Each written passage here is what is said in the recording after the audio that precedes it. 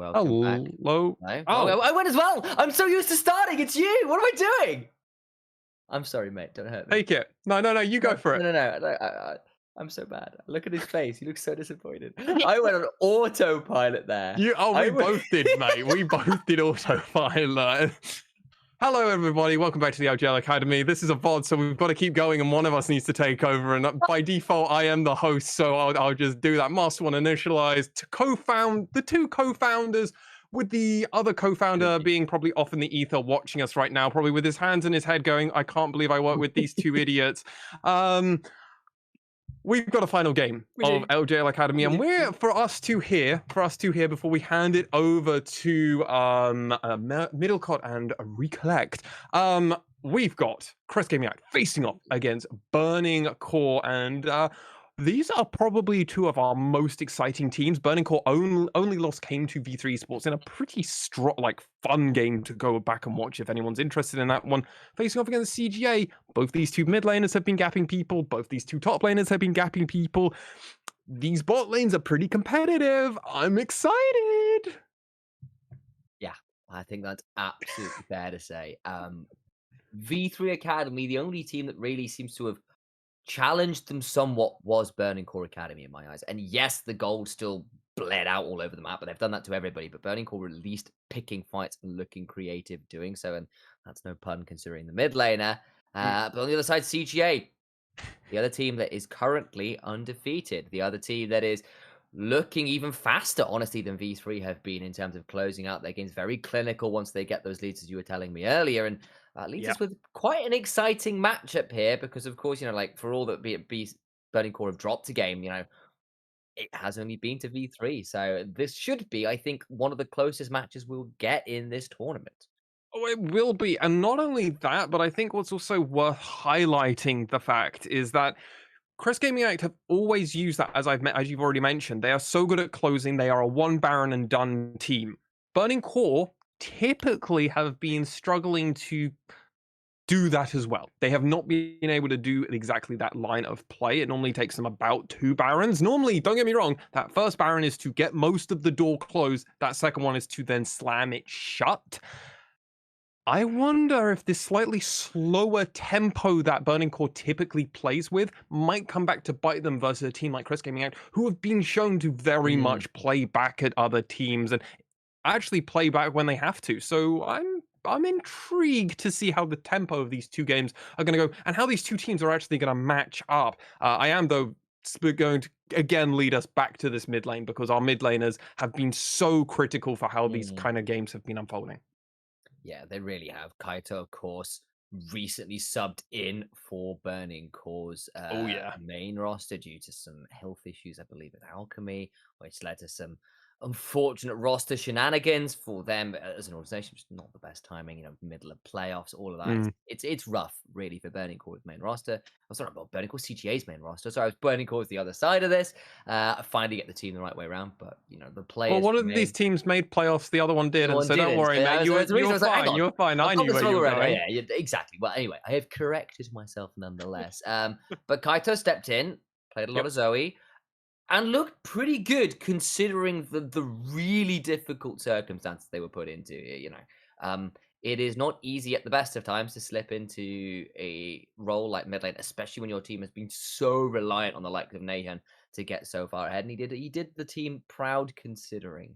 Over on the other side, though, of course, we are looking at some of these guys and saying, yeah, these guys really not bad. I know you kind of have a lot to say about Creative, who seems to be a fairly solid player by all accounts. I mean, he debuted his first 2 games on Yasuo. Yasuo then gets banned, so he's forced to play another champion, and he's like, I'm going to play Cassiopeia. The complete polar opposite of Yasuo That's what it is. And everything else. He's just like, exactly, right? He's just like, I want the DPS numbers. I want to get them facts. I want to get onto leaderboards, as it would be.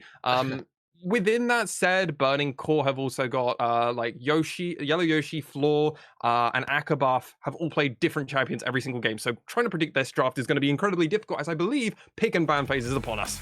Oh, so it is. CGA over on the blue side, Burning Core over on the red. And we got a few bans coming through already. No Castin, no Yasuo. Yes, ladies and gentlemen, remember we are Academy. one tricks are getting banned, and apparently because our two mid laners are proven commodities, that's where they're getting all the targeted. I would not be surprised if this last battle for Burning Core would be a Zoe, because obviously, hey, we know that's Kaito's main thing. He's got 2 wins already in Academy just from that champion alone, so that's probably going to be it. CJ, where are we going? Oh, we're going for Vladimir for creative. It's his most played champion in solo queue, so that's not too surprising. Thing is, he is a Zed and Yasuo and Yone and Aurelia player, so large champion pools are open. We're not getting a B1 Lee Sin though, because it's been taken away. There is the Aurelia though, and here's a couple stats for you, Lexi. Kaito, highest DPM of all mid laners in the academy right now at 578. Highest damage percentage of any mid laner as well at 30.5% of his team's damage. He's got the highest CS per minute, highest GPM. This guy has been on a tear, giving him something as strong as an Aurelia. I'm excited to see what he can do with it. Oh, but this is going to be the first true challenge for him. Not to discredit the other mid laners, but Creative is a beast in and of themselves. They had a very competitive matchup against Yujo, who we just saw doing absolutely disgusting things on V3 Esports. I'm very excited to see how Kaito and Creative play off against another. But because the Lee Sin was banned, and then they immediately went for this Aurelia because they wanted to focus it, we've got Floor picking up this Viego. That's another champion in their quiver to throw out. I'm excited to see how that goes. And then over on the other side, we're getting Jarvan 4 and a Galio. So this Aurelia is actually going top. Oh my god, is CGA just drafting in their positions? Could be Galio support. It could be Galio support. I almost just want to start saying this narrative though, of just they're drafting in the position they're going to play the champion. Okay. He's holding, all right. I hear you holding out hope. So just draft straight up. Say that's almost BM. Complete BM. Yes. I love it. All right. Well, we'll see what they actually do. That would be a serious gauntlet thrown. Instead, Burning Court will lock in the Tristana for Akaba to go alongside Peacock's Leona. Love it. So lots of all-in potential there alongside the Viego, of course, to get some nice brawling going on between those three for this second phase of bans, though. And clearly Burning Core still not convinced that either the Galio or the Aurelia are amidst the getting rid of the Zoe as well, because they're aware of all the flex options as well. It's interesting because honestly, I pegged Creative. Creative as more of the Aurelia player as opposed to Kaito. I mean, Kaito has played it in Academy, so it's the only other champion he has shown outside of this Zoe. So I'm surprised that they're banning the Zoe when Kaito has only shown one other champion. So we'll have to wait and see. Yellow Yoshi, though, is a Poppy aficionado. It's one of his most played champions. The other one I would be like is pretty high on their list would be the Wukong or a Camille. So we'll have to wait and see the direction they're going. With Gwen, that's another target ban on Yellow Yoshi.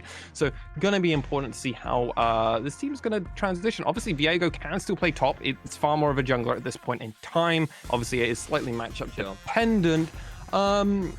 Burning Core, what direction are we going in? Is this Tristana going bot, as we've seen once before for Akka buff, or is it going to go in a slightly different direction? Tristana mid's fallen off a little bit, but there's still potential for the flex. They'll lock in the Camille, though, so that will be likely Yellow Yoshi taking the Viego to the jungle, Camille going top. Always was the likelihood, but it's nice to have that largely confirmed at this point. And CGA now need to round out their roster. All right, so we'll get an AD carry here. Okay. All right, and can we get a Braum to go along this? Because we've seen this once before. I'm not even joking. We've seen it before in Academy, not from Crest Gaming Act. I just want to see it. This is a new champion for Chico here, so an important one as well. That's another champion added to their repertoire, and it is gonna be a Galio support. You suggested it. I remained hopeful that it wasn't at the full BM was coming through, but wasn't meant to be. Creative, what have we got for a Cassiopeia? So what answers do you have? Thinking about the Azir, it's locked in. Double AP mages. It's been a little minute since those have been the mainstay, especially with the way things have been in the meta as it stands. But Cassio and Azir are the options. Once again, that's a very tiltable top lane matchup, Lexi, with a lot of people who'd love to roam up there. Ignite, Camille, Aurelia top. J4 and Galio, this gets a bit spicy. I'm very excited to watch these two top laners specifically in this matchup. I mean, Yellow Yoshi going for the correct thing, going for the Ignite teleport. Camille over on the other side, though. Momo has been very quietly getting a lot of early kills. He's had one of the higher first blood rates on this team, considering they've only played 3 games. I believe he's gotten 1, so that's a 1 in 3, which isn't enough Not to be like, bad. No, that's exactly. pretty solid. I know the jungler plays a huge amount around top side as well. I mean, this Aurelia as well. It's a flex between mid and top. We're seeing some more flex action than some of the bottom teams of the main league. Yeah. It's I mean, it's exciting to see. I'll add this one out as well. You know what Yellow Yoshi's first blood participation is? Oh, is it 1 in 3 as well? 2 in 3. Oh, these top laners. I know. It's the reason I'm just saying, it's like just a little bit when you've got Camille Aurelia, when you've got things like the J4 who can definitely do some early ganks. Like Mm. I could see some spicy action going on in that top lane really quickly. Oh, and not only that, but it could also end up kind of setting the pace of this game initialized, because I think both these mid laners, it's Cassiopeia Azir. Like, I imagine they're just going to be mutually handshaking unless they can find a one up over the oppressor. Obviously, Cassiopeia kind of has a weird matchup versus Azir in the early game, because Azir can kind of bully her at range a bit more. But I mean, I think it's pretty even in the grand scale of things. I think most people's attention is going to be in this top side. It has to be. You've got this Aurelia, you've got this Camille. We know these two players are fighting for a lot of the first blood percentages. Clearly, the junglers are indexing towards them. Chico and Promo can just farm, keep things simple. Aka buff is probably going to get lane priority, because guess what? Tristana just naturally gets it through the passive, use the bombs, maybe get a turret plate, but I don't expect much more than that. And if they play a bit too far up, well, a J4 can come out of nowhere, Cataclysm, and you might be dead, Leona. All right. So Mm. volatility, pick options. Quite a lot of that on both sides. J4 plus Ash plus So things good. like a. So good. It's nice and spicy, I think. The mid lane matchup, ironically, I think is probably the most stable part of this match. Yes, it is. Because you're like, yeah, the moment level 6 hits on the other side, it's like, well, the Ash arrows and Leonas and things, that could get a bit spicy. It's like, oh, well, look at the other side. It's like, oh, wow, you got a Camille versus Aurelia with Ignite being run on the Camille, and there's J4 who'll be wanting to haunt their footsteps. I do Yeah. want I want to highlight, because you brought it up. Well, you, at least you set it up for me to come in Mm. with this. J4 Yes. ultimate, Galio ultimate over Ultimate. the top, right? Like, Yeah, if you exactly. can't Hextech ultimatum, nah. What about a Vanguard's Edge cataclysm? into Like, Cataclysm, into the it, Galliot. You see the wombo combo, you see the ability. It's just like wherever Aurelia is, everyone else turns up out of nowhere, basically. I mean, on the other side, they're like, it's, you've still got Camille and people that try and set up for things in the side lanes themselves. So, this will be an interesting one to see how it, again, a little bit like the Gwen Camille match we saw earlier. yes. I feel like this is another one of those matchups where if it snowballs hard one way or the other, this game gets really awkward, because that is the most volatile matchup. I mean, of course, if like the likes of a Cassio or an Azir get advantage over each other, then that's pretty scary, or Tristana gets rolled, and we've all seen those before. But in terms of matchups which could snowball one way or the other pretty early, you gotta feel the two fighter top lanes when you've got some summoner spells going for those all-ins, when you've got people like J4, could definitely be the point of contention, I suspect, in this early game. Well, one thing we are seeing is Yellow Yoshi does not agree with Washide when they played their Camille. They've gone for Grasp, and I think far more standard. So they've got that brawling capability, and they're definitely going to need it when they're trading a bunch with Momo in this top laners. We're both imagining pretty hard it's going to be the direction. AI All right. Blitzcrank Chan going pretty heavily in CGA favor. That's 4%. That's not That's pretty hefty for an AI unsubstantial. vote. I know. Of Mm. course, there are certain champions here that just have a better win rate in the LJL. Things like the Aurelia. Not that many of our players play it, but those that do are quite proficient at it. I am looking at you, Dasher, and of course, Arya, who both have done unspeakable things to their opponents on that champion. Akabuff and Peacock will take an unfortunate volley as they manage to find their way into lane, as Momo just just starting to try and control the wave best they can early on. Does look like Yellow Yoshi will allow themselves to get shoved in here and maybe look to survive the incoming pressure, because both junglers start pathing towards the top side of the map as well, which should come as no surprise to anybody at this point. No, absolutely not. And another reason why that kind of win percentage is okay. Momo gets a level advantage and immediately wants to jump on Yellow Yoshi, props the shield up, and it's just like, yeah, I don't have to auto attack you when you just don't take the damage, whatever. The other reason, right, is J4 has one of the best pre-30 stats. You don't want to go much longer than 30 minutes though with this champion, and considering Crest Gaming Act's average game time is 29 minutes, kind of falls in line with this whole idea of win early game. Hopefully we can just end the game before my champion starts falling off. It seems that's the direction that Crest Gaming Act are going for. And hey, if they can do this, at worst case scenario, they do have a late game. They have got an Ashe. They have got a Cassiopeia. They can fight it. They probably just don't want to have to go too late because Vape Nation is on the other side with a Viego. And Funawi will know that they have been spotted. Just had that ward come down on top of them. We'll just have a bit of a look to see whether they go down towards this bot side. We'll look to go down there, pick up the Scuttle Crab there, and then maybe look to clear out the camps they didn't take, namely those Krugs and those walls. Not the fastest early clear from the likes of a Jarvan, so just go to the full clamp into the return towards Scuttle Crab, and we'll back away.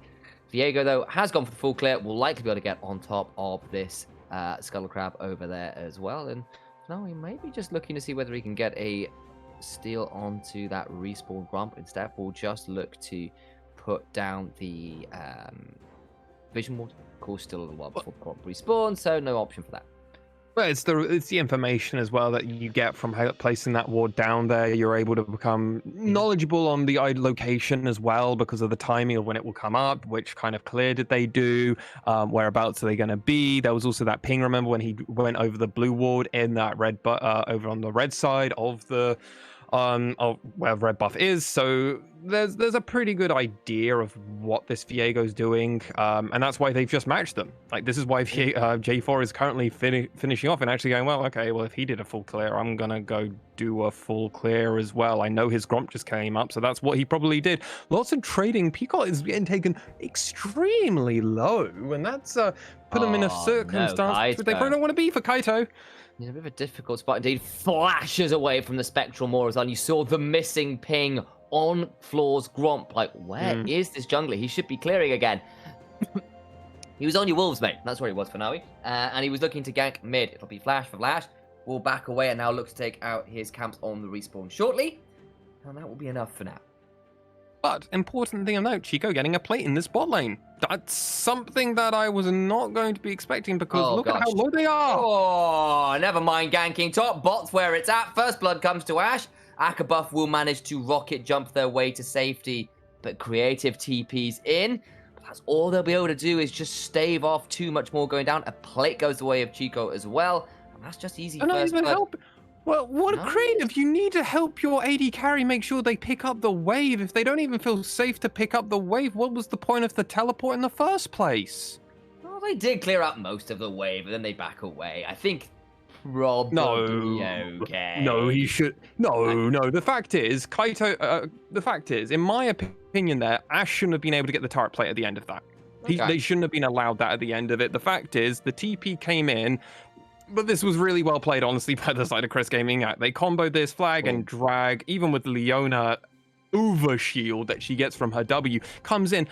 You can see how much of a turret plate there was at the end of that. I really do think Akabuff should have been just kind of babysat by Creative for an extra few seconds, make sure that wave doesn't come in, and you're just preventing this Ashe when she goes back from having an extra 150 gold. That could have been the difference between that longsword being there and maybe not being there.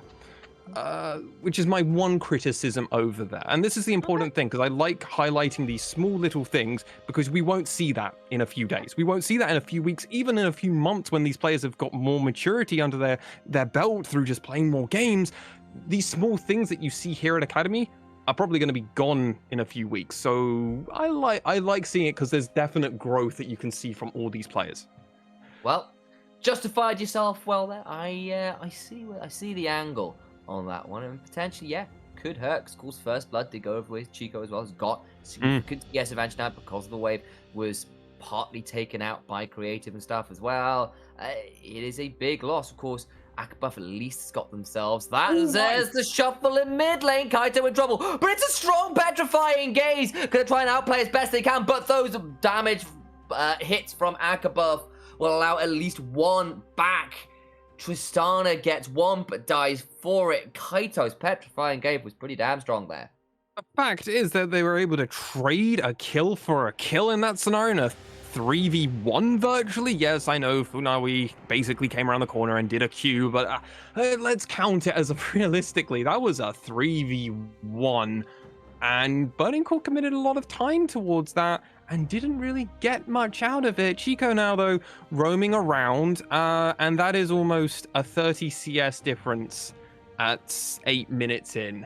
That's not ideal. Thankfully, Akabuff is collecting a wave right now in bot side, so it's not going to be anywhere near as bad as it currently looks. Okay. So, that is a decent option as now Yellow Yoshi. An interesting spot here with everybody around, but won't be dived as yet. Jarvan and Galio, Primo and Funawi just starting up that Herald. We'll give Akabuff some time alone on this bot lane tier 1, which of course is something Tristana does like to do best they can. Chico's going to come down, has got Cleanse, got Flash, got Ult, so should be relatively safe to walk up and clear away this wave as best they can. But it is 2 plates in trade as penance for taking that Herald. Yeah, a little bit of a strange one. Chico decided to roam mid and then roamed back down bot side. I think part of the issue happened there was Kaito should have gone bot after he reset after that kill, because Chico was rotating around to actually collect the mid lane farm that was going to be happening there because, well, Funawi wanted to go and do his clear of his jungle. He went and did wolves. As such, Chico went over, did the mid wave. Kaito went to mid straight away. He didn't go bot side, collect that wave, and then rotate around to collect the blue buff. So minor small things here from CGA that could be more optimized, but they still at least have their leads. And it's just like those one turret play for Akabuff probably shouldn't have gone on I'll also say that was weak side. They didn't know where everybody was. They were doing Herald, so rotating up to try and defend, that makes sense. So, you know, you're looking at that Herald. You see why potentially the roams comes through as Primo really wishes he wasn't playing that weak side. As we just said, his floor keeps going. Tries to get a little bit more, forces the cleanse and the flash out of Chico. Top side, though, now Momo will look to all in, knowing they've got the angle, keeps chasing forwards, but it is well buffered out of with the hookshot. Burning Core coming alive in this bot lane. Well, not only are they coming alive, Crest Gaming Act is actually playing into these traps that they're setting up every single time. They're buying what the Burning Core lineup are selling. And this is 2 teams who are trying to push one each other's buttons. This is a really good pick from the side of Burning Core. The moment that they prevent the Justice Punch to get away, really solid. Chico, you did pretty good damage here, but you don't need to go so far up. Fact is, Floor landed a max range knockup. Shouldn't have been the case. It shouldn't have probably happened in the first place. They made it happen. Minor mistakes, and hey, the side of Burning Core are definitely capitalizing on these. Herald does get summoned bot, though, which does at least recoup some of the losses that were down there. Chico continues to get more gold into their inventories as Momo and Yoshi continuing to fight in this top side. Momo now with max stacks, looking for another stun, does find it. Adaptive shielding is down, but that's a turret shot in trade alongside the ignite. Momo trying to heal up, but of course, with the ignite, that healing is cut somewhat. Summoner spell down, but Momo is the one with the lower HP bars right now. Access to the wave will allow some healing, though. He's a little afraid of Yoshi going for the all-in. Does miss the hookshot. Now going to try and stun back onto Yoshi, who does not manage to enable or disable the ult. Flash away from Momo keeps them alive. But Yellow Yoshi now getting that advantage in the summoner spells. Yeah, and you could see what Momo was trying to do with that first Q, that the first E they were throwing out there. They were trying to set up for a really long-range stun. So if Yellow Yoshi went just a tiny bit further forward, he would have been caught with in turret range, would have been a huge amount of damage going back onto Yellow Yoshi. And there is a burst from Aurelia. There is always a chance that it could have found it. Because they missed it, they had to go for that ultimate, try and push them away. Yellow Yoshi did hesitate a little bit, but it was almost enough to get the flash. It was enough to get the flash out of Momo, so that's all they were really expecting for, and that was a huge amount of punishment. Momo has to walk back to lane as well because guess what? TP already down. Yellow Yoshi decided to recall at the same time, and now there's a TP advantage in the top side. Okay, so the TP advantage comes through, and that was just off some nice turnaround plays there. Really, all things said and done. Good use of the Ignite to stifle some of that healing, and with Fanawi recalling on a ward, we'll stop and now come in with the rest of the team. We might see a little bit of a scuffle around this tier 1, so close to falling. Not falling as yet. That could be dangerous as Chico and Primo still hanging around. Floor at the back of this as well. Gordrink had picked up from J4, but that means he's not here to come and defend. Still looking for a player down here. Still looking for something. Peacock with the Leona ult could start to go forwards any time now. Oh, just been spotted. Oh, yeah, 100% being spotted on that. The extra ward. The thing is, you know, the moment the enemy's support player starts using their scrying and they go, oh, I'm going to walk forward through these bushes. You're like, well, feel like your jungler's here. Feel like something might be up here if you're clearing my middle ward. I'm a little sus of you right now. We saw the side of CGA walk back and play a little bit more defensively. Oh, Momo wants to keep going on Yellow Yoshi. Last time it worked out, well, it worked out for Yellow Yoshi. This time, just going to be a bit of poke. Neither of these top laners have actually finished their first item. Obviously, Aurelia wants to go for that Blade of the Ruined King as their first one before they do get their Mythic of the Immortal Shield Bow, just because of how Aurelia works as a champion. She wants to get those shields, and she procs her that passive a lot quicker than most champions for a Blade of the Ruined King, so that's the reason for going for it. Looks like a dive might be happening in the spot side. Yeah, okay, Zenith Blade misses, and that will mean this tower finally falls, secured just before plates drop, so that gives UGA the gold advantage fairly heavily at this point. 2,000 gold is significant. 14 minutes, and it's great news for them. Well, and it's all funneled onto their AD carry of Chico. Yeah. Like, this is perfect for them. Yeah, and of course as well, like a lot of them are being forced off the tower a couple times, been Akabuff, despite getting a couple kills, and decent kills they are. Behind a bit in CS well, behind all those plates, and that's just a lot of gold down there. At least has managed to get the Mythic at the same sort of time. It's just shy a lot of those additional components that Ash has got in her inventory as well. Yeah, it's going to be an interesting one to see who can get their second one. Obviously, its end is going to be the direction in which Crest Gaming Axe AD carry will be going for, and you can just kind of tell with the extra components currently sitting in both these AD carries who's a bit further ahead than the other. One of them has a crit cloak, the other one doesn't, and that's kind of the advantage. And something like a crit cloak, when you've gone for something like an Immortal Shield Bow, that definitely gives you a bit more stability. If one or two of those extra autos, especially with an Ash who has the Q, you can get that steroid going. If you're attacking more, there's a chance you'll get those crits more. But this Rift Herald is being started, and Kaito is on the opposite side trying to fend around a Burning Core. What's the angle? How do we get in here? Oh, it's a TP in. All right, well, it's time for a bit of a roll of the dice. Down to 3k HP is their Herald. Burning Core here, but that's a massive Solar Flare. Chica now going in with the stun, or trying to get out rather with the cleanse. Peacock so deep. Yellow Yoshi gets a double kill over to Kaito, though, who's running wild on the back end of this fight. A triple already. Floor gets a steal onto Galio, but that's a support Galio, and it's only Akabuff who's left alive, and now Momo thinking of going over the wall, but will not do so. Herald was lost by Burning Core. They picked it up, but the eye just couldn't be picked up, I think, and that means big team fight win. The Herald doesn't even go over. The Ocean Drake is live, and CGA will pick up a mid lane turret alongside that additional objective. I can't wait to see this Paranoia and Cataclysm play out, because remember, most of this fight, CGA are doing this for V5, and the fact is they win this one cleanly, effectively, and it's a primo display of affection, because this man's taunts were reigning supreme. Look at that. Immediately they jump in. Yellow Yoshi just immediately taunted, and as is Peacock, and this whole time Chico's just on this backline. The Paranoia causes huge issues for all of them. I know that's not the correct term, actually, because Paranoia is Nocturne's ultimate. It is.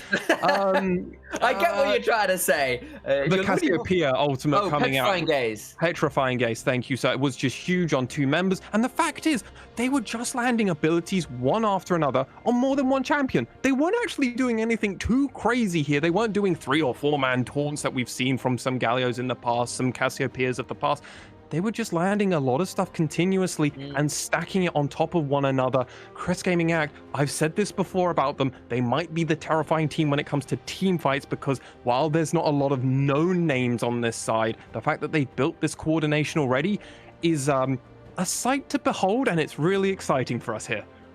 Yes, it is. Kaito as well in that 4v5. So much work, as you said. Remember, he almost won a 3v1. Yeah, and you're looking at a comp that wants to dive in, and you're diving into Gallia and Cassiopeia, who can throw down things like Miasma and the Petrifying Guys. Yeah, Aurelia as well. You know, you set up for easier Vanguard edges, and that gets a little bit nervy as Finawi, though. Could be in a spot of bother. Yoshi gonna interrupt the flag and drag. There's the Cataclysm coming out. Finawi trying to heal up with the Gordringer, but will not manage to make it. Will look to try and steal out Yellow Yoshi. Now in trouble, goes down. It's gonna be a 2-for-1 as Floor picks up Aurelia afterwards and will steal away the corpse as well to boot. Nice little play from Burning Core to recover some of their losses in that earlier fight. Yeah, Crest Gaming Act have to be aware that the multiple members of the side of Burning Core were there, so I'm interested to see of what else they can get out of this play. The fact is, they did end up trading a 2-for-1 here, so this is definitely net gain for the side of Burning Core. That flag and drag getting cancelled is basically the reason they have to go for this. And the decision and the call was made that they actually wanted to go for this play. They did get creative TP out of this, and obviously it wasn't needed. So I do wonder if maybe it was a mild, like, is a like this is where we come to the weird question, Initialize. Is a death worth a TP, depending on what happens over the next 5 minutes of the game? I mean, it gets more gold on some scary members, like Floor. That's the more concerning part, right? Yeah. That's a pretty big one. I think, I'm not sure whether Aurelia had a shutdown on them, but possibly that was an option as well. Maybe. Like, all of the things where you go, okay, pretty good news. You do manage to get some gold back. It stops the gold snowballing as much. You know, it was over 3,000 gold, still is, but it's kind of been narrowed a little bit. Yoshi, potentially one of your win conditions, so focusing towards him. There are reasons for it, but it doesn't really come with an additional objective. Like, this might just come as some additional kills. Peacock will go down. The stun landed and had to be cleansed away by Akabuff, and now with the Leona dead, CGA can try and shove in for this mid lane tier 1, which did survive earlier on after that big team fight. You have to think, yes, while Creative is currently doing this blue buff, what happens if at the very beginning of this play he has that TP? Can he save Leona? Probably not. Probably not, but there's at least the opportunity there. CGA, knowing that some of these globals are unavailable for them, they find the pick, they go on to Akabuff, obviously, who had to get away, cleanse away, and now Momo wants Yellow Yoshi. Oh, yes, he does. The Ignite's come down, but it's going to be a little bit too late. That is a hookshot that goes absolutely nowhere. Flash in. There is the use of the Hextech Ultimatum, but Momo just cleans him up anyway. The Blade Surge to the heart gets that kill. Floor is around, but won't be able to get in on top of the Aurelia, so Momo gets out scot-free. And this is huge for Crest Gaming Act, because they traded a flash for an ignite as well. So this was actually kind of net neutral for them, with also getting that kill. It forced, and the fact is they also saw Floor coming up, so they know, hey, we know where the jungler is at the moment. We don't have to worry about that one. This was expertly done. Power spikes had also come in on items. When we get back around, I'll mention that again. But look at this, Hextech Ultimatum. Yellow Yoshi thinks he's about to escape getting out of it. Just wasn't going to be good enough because of the flash from Momo to just keep staying on them, getting those extra 1 or 2 things. But look at this. Executioner's calling that. You were not going to be healing up for both of these top laners. So guess what? If we're just going for more meat sticks slapping around, I'm going to probably go with the one that has got the Blade of the Ruin King for that constant proc, as opposed to the one with Divine Sundra, because Divine Sundra is a one and done thing, and you're going to have to wait a little bit going. Momo itemized slightly more effectively just because of how their champions work in the early stages. Though this Camille, when she gets her second item, is going to be an absolute terror. So watch that. Yellow Yoshi is very proficient on this champion. I haven't been thinking about, but I don't think we're going to get it. I do love a barbecue, Lexi, and it's smelling like a burger flip right now as there's a Baron started, Momo getting engaged on. This time, the vengeance is Yellow Yoshi's, but it gets a little bit bloody close. Goes down pretty low as some turret shots come through. CGA instead will say, well, we'll try and get some vision on this Baron, and hold off best we can. Deathbush in case Burning Core Wait a moment. come in for more. Instead, it'll be Burning Core's first turret of the game in this top lane. Back out, having put down vast swathes of vision in CGA's blue side jungle. Yeah, now that this dragon is also up, it looks like Crest Gaming Act are like, well, I guess we lost our top laner, but if we can get this dragon for free, it's not so bad. But because no one showed themselves, the ping question mark from the side of Crest Gaming Act came out, and we're like, I guess we just gave them 2 turrets in top. But they're probably also like the outer, the tier 1 turret initialize at this point in time in the game. It's kind of just a formality. Like both sides are going to lose their tier 1 turrets. Sure. So you just kind of go, okay, losing that first one is whatever. Losing that second one, now that's not good. You don't want to be pushed in pretty deep, especially when Baron's on the table, especially if your lane gets really pushed in. The amount of vision that you just suddenly don't have in general is substantial, especially if it's pushed in all the way into your base. You just don't know if it's safe to go into your jungle or anything.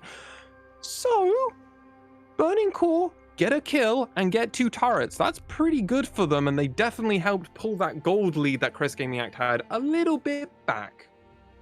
Yes. Yes, they did. And in fairness, it does come in trade at the Dragon. In fairness, it's also, you've still got your Rouse towers available in the likes of the bot lane and in the mid lane, so you're still not that easy to shove in. But, Burning Core do their best to get the absolute maximum after the kill onto the Aurelia. We're going to try and get some more here as well as the blue trinket comes down kind of where there might be some more as there comes that X-Tech ultimatum. Gonna try and get something. It's Momo. The Vanguard's Edge comes through. Not quite enough damage, but once again, inches away. The Ash Arrow came through, but wasn't quite enough. And again, another little pick onto this Aurelia, continuing to multi-man lane gank this champion. If that had landed, if that Ash ult had actually landed, I think he wins that. I actually think... Like, I think he actually gets the kill on creative and then probably turns around and kills Yellow Yoshi, which is kind of disgusting how close that was, how much on a nice edge, and how far ahead Momo was. Problem is that's not going to keep working for you now, buddy, because you lost a turret and Yellow Yoshi has definitively now, in my eyes, returned back to this game in a very defining way. But Chris came here to start this Baron for the 3rd time this game. It's not here. Leona's not here. They can do this. Oh, but they know. He just knows. Creative knows. There we go. They're going to come on in. There's the teleport finally, but the bot lane's just not here. It's down to 4,500 HP. Look at floor. They're going to try and turn this around. There's the teleport. Baron partly reset. Watch for the rest of the fight. Watch for how this goes. In goes Primo. But he's taken so low, just going to go down. But that's a massive knockup. The Cataclysm is huge. It's a 1-for-1 right now. But Aurelia starting to run wild in the background. Creative trying to go in the backside. A big Shurima shuffle, but will die for the trade. Floor going in, trying to steal some bodies. Has got himself an immortal shield, but will fall. And that is a team fight victory for CGA, but there are no junglers alive, and that means there's steals available. Akabuff and Yellow Yoshi gonna try and come over, gonna try and get something out of this if they can. Watch for the volleys, watch for Momo. This Aurelia could still flash, has got Vanguard's Edge up oh so shortly. Can look it in, there's the flash, the Blade Surge, the Buster Shot out will keep Akabuff alive. And that might be finally an end to the hostilities, at least for now. Yeah, and this Baron, that was actually good enough. They did sadly trade their life for this Baron, but the creative. But at the end of the day, they did get them off. But this was a huge win, and this Cataclysm was night and day. Primo went so low so early on, but it actually kind of works out because they stunned 2 of them. They also go golden as well. So while they do die afterwards to Akabuff, it kind of extended a lot of time, and Akabuff's wasted a lot of their time also kind of making sure they were going to get that 1 kill. Yeah, we got that 1 kill on the Galio. And the J4 died. Okay, and now what? Like, that's what Burning Core were kind of dealing with. They did end up pulling them off of this Baron, but let's be real, this Baron wasn't getting chunked down particularly quickly. So Burning Core were just looking for the opportunity to come in. The moment Momo saw how low Yellow Yoshi was, it was all that she could do. And Akabuff has to still use their ultimate to get away from this kind of scenario, because if they didn't, Kaito and Chima were about to kill them. So Chico was in a pretty good spot. Momo was an absolute terror, and Yellow Yoshi dealt no damage. Yeah, could not find the way in. I've got to give serious credit to Fanawi in that one as well. 4-man flag drag Cataclysm was pretty stunning. But Momo ain't alone this time. It's not going to be a 1v2. Instead, it is a full team fight as Pekatel going to be left, or Peacoat, rather. I'm not sure where I got Pekatel from. Goes down pretty swiftly there, and that is a 2 for none. And that will be a Baron start, and Momo is now playing Gatekeeper. The flag comes down over the back end of this floor, goes into the Harrow Path, going to try and get onto Momo, but it's a decent buffer with the W. The heroic entrance is there, and now Floor is in so much trouble, but has stolen away the Aurelia, actually. Momo died during all of that. I thought they might just about be able to survive, but instead they will not, and Burning Core stave off disaster by stealing away the top laner. They're going to still lose the dragon in this circumstance, and this is ultimately still a net negative trade for the side of Burning Core, because ultimately they lost 2 members at the very beginning of this play. And yeah, okay, getting Momo, that's great. Have we checked on how Chico's doing this game? He's 3 items down, still has a stopwatch, hasn't died, and it is an absolute nightmare for the side of Burning Core to ever deal with. And this is why Chico's the one they're playing around. They immediately start this play with the Ashe ultimate, remember? It looked like it was going to be great for the side of Burning Core, but in actuality, they're not collapsing on Momo. Momo's team's collapsing on you. They play Gatekeeper. They could have done it better, but oh my god, Burning Core just melted? They took a hold of the Baron while the Dragon was going down. They'll lose Pico as a trade. And that Sacrificial will be lamb. Yeah, as far as you're concerned, getting a Baron against the run of play and only losing your support is fantastic news. Concern and issue is, Burning Core have taken this. Great. Crest Gaming Act weren't playing towards that, though, as a win condition at this moment in time, because with this extra dragon they had just picked up, they're probably looking at it going, well, let's just play for Dragon Soul. There's no way we can probably lose with a mountain dragon on us, so we can just see how this goes. So how does this actually run down? It just looks like there's no vision. Oh no, they do even get the vision onto them. How does... They can't get there quick enough between the damage of Camille, Viego, Azir. Did have an Ashe ultimate. So much damage. But you can't stop the scene. You can't stop. You got 4 people damage to stop who are all pretty good against that Baron. Just not enough. And they do manage to take it down pretty swiftly. They've now got options to try and claim some of these outer towers, bring the gold up best they can. Finally train that tier 1 in bot. They can try and shove for this one. But maybe that will help Burning Core stay in this game. And you're absolutely right, Initialize. The side of Burning Core do have the abilities to absolutely melt a Baron. They've got an Azir and they've got a Tristana. Neutral objectives like this turret just go down like no tomorrow, especially with this Baron buff. So for the next minute and a half, Crest Gaming Act want to try and prevent much happening in this game. They don't want to do anything that could potentially put this game in jeopardy for them, because any advantage they currently have, they just have to pretend it doesn't exist, because Burning Core have Baron at this moment in time. There's also a level disparity starting to build up for the side of Burning Core in a positive way. Floor, a level advantage over his opposing jungler. Aka buff has got a level advantage as well over their counter in the bot lane. So this is kind of a spot where Burning Core can be like, okay, well, certain parts of the map are going better for you guys, but certain parts of the map aren't awful for us either.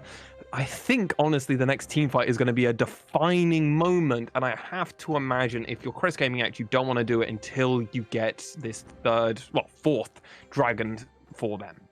It's a little while before that dragon spawns. No timer up on the screen, no timer up on the map, and they've still got 20 seconds of this Baron buff to weather.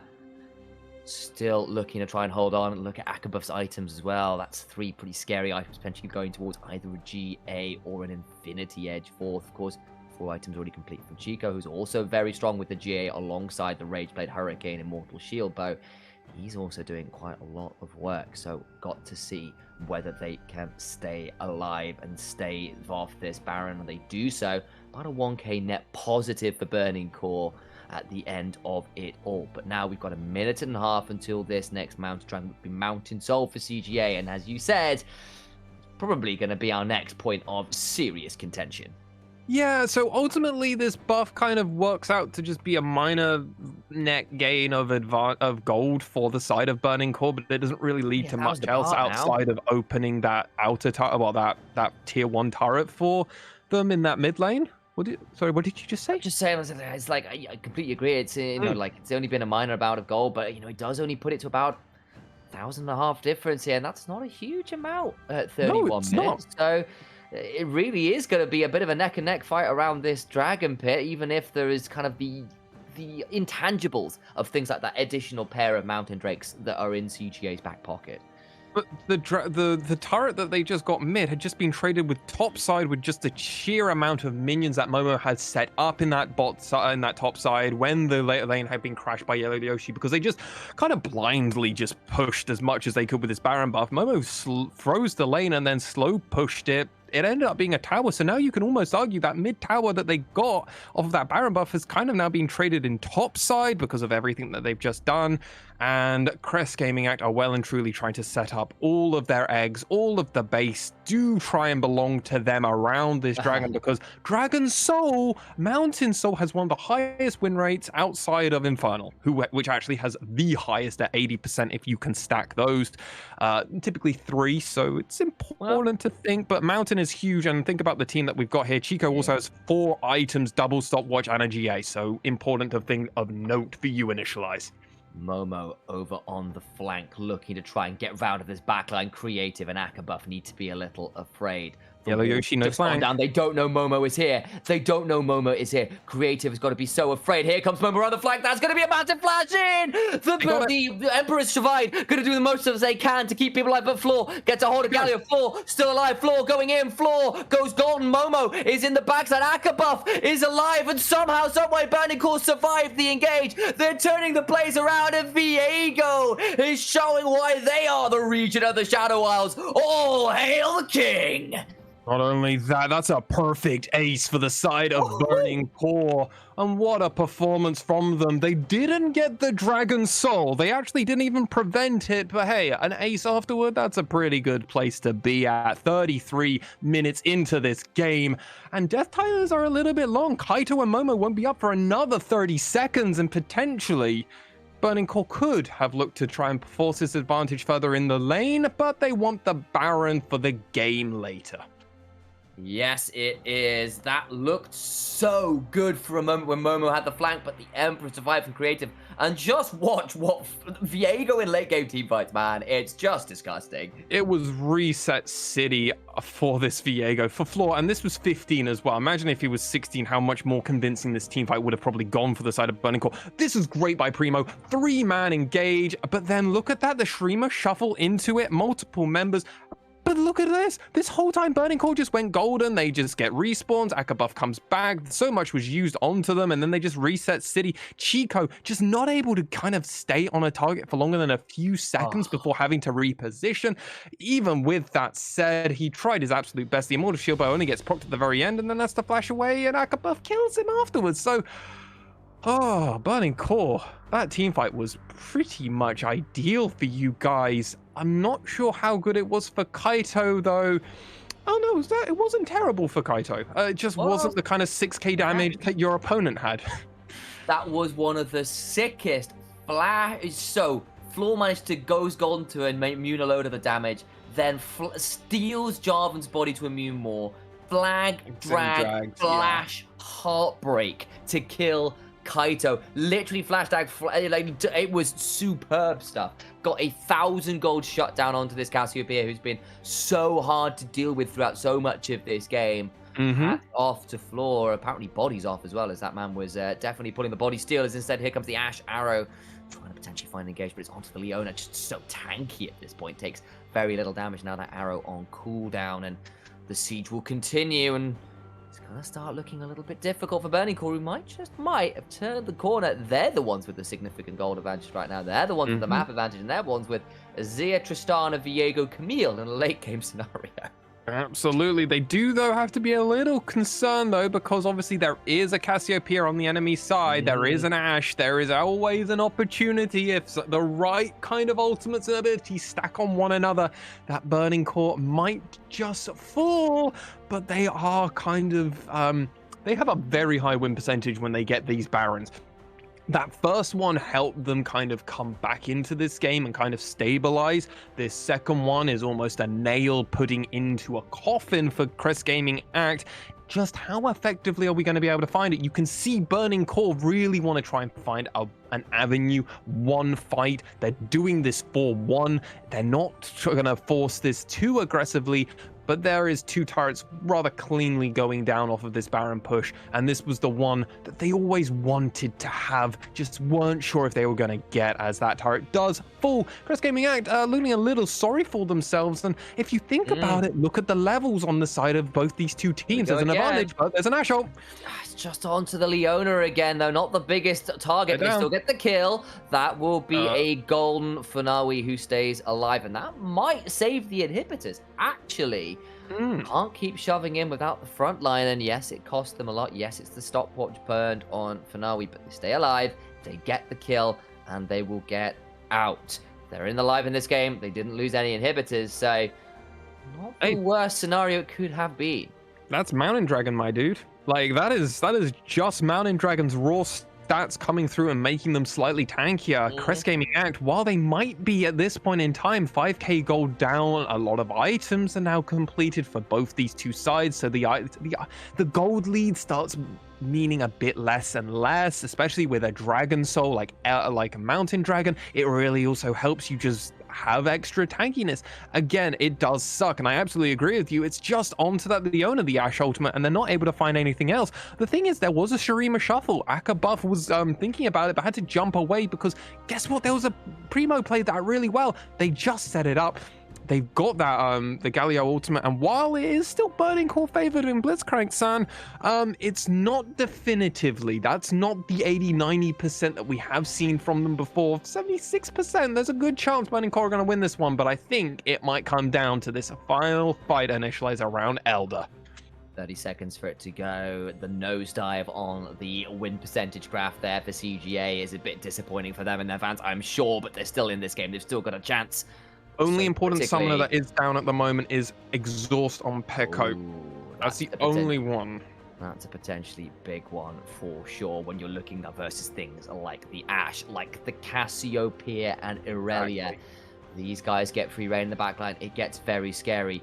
Importantly as well, creative. Now with the death cap complete, the Emperor has arrived.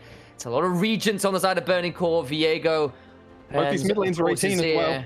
Yeah, absolutely ready and willing to start pumping out vast quantities of damage. Momo on a flank of Vision. Going to be trying to find something. The Elder Dragon going to be started up here by CGA. Yolo Yoshi on the back end of this, looking for that hook shot engage, looking to get in as well. Picard as well there at the front line, looking to see whether there's something, anything to be found. And it's just this dance, this back and forth, this lines of scrimmage have been stopped. Who will step into no man's land first, though? Well, Crest Gaming Act are far more effective at actually kiting this Elder Drake and taking it a little bit lower because they have got that Mountain Soul, so they can just kind of take a few attacks from this Elder Drake and then kind of peel off if they're ever worried that Burning Core are going to find something. Burning Core, Yellow Yoshi, you should be trying to find a flank. You should be trying to find an opportunity because that's why you play Camille. This moment in time, Momo and the rest of the team, they know they've got this Soul at the moment. They know they can play a front to back, and they are just waiting for the side of Burning Core to engage onto them because that's how it's gone so badly, because one member has been caught out by Crest Gaming. This time they're deciding we're not going to let you have that. We're going to play like a 5 and we're going to do this way. Dragon resets again down to 6k. Watch the waves in your minimap before the action engages as well. Burning Core have got both side lanes shoving in. They leave that for long enough and the minions will do the work for them. Mid lane shoved up for CGA's favor right now. That 4K is making things look a little bit more difficult. Down to 4k again. Dragon still being chunked up. The chunk coming through as Chico trying to put as much damage as they can. Momo down about half HP. The Solar Flare comes through, but only gets onto one. Yellow Yoshi so low. Akka Buff has gotten the jungler though. Funawi is dead. And here we're resurrecting, being stolen by Viego. Pick onto the backside, gets Galio. And that is a dead Ash. This will be the win for Burning Core. Floor keeps going. They lose absolutely nobody. And it turns out in the late game, the king always comes out trump. There were no aces in this deck. And Burning Core will shove in to win this game and tie up with CGA at 3-1. It looks so good. It was so promising. Crest Gaming Act, you should definitely end this game with your heads high, but Burning Core was just slightly better at the end. 41 minutes, 30 seconds on the clock. It was a tight one. It was a back and forth one. But Barons and late game team fightings were what got them the victory. GG to Burning Core Academy. See, initially, as I told you, some of these teams definitely offered up a lot to be desired, and these two teams definitely didn't go out without a fight at the very end around Elder Soul as well. What a performance. Got very tight, got very difficult, but turns out late game threats like Viega just so hard to deal with. Crazy. That one to fight around Mountain Soul, I think, sold it for me. Seriously good stuff out of Flora, and Creative's defensive shuffles as well were pretty exciting to watch. But also Burning Core, Yeah. I just want to add, Burning Core really played well around the neutral objectives. They found the fight. And remember, they were about 4 or 5k gold down in They were this down game. a long way. They found a way back into this game, and Crest Gaming app didn't end cleanly like we had seen. Remember, they tried to get that Baron. Yeah. It didn't work out. Burning Core stemmed it off for a long time. I love that these two teams are super competitive. All right, well, next up, we've got Axes versus Detonation. Focus Me, their Academy squad taking up, but that does mean that's all from myself and Mass One for the day. Middle Cut and Recollect will be taking over the mic, so stick around. Enjoy their dulcet tones with that banger of a matchup coming up.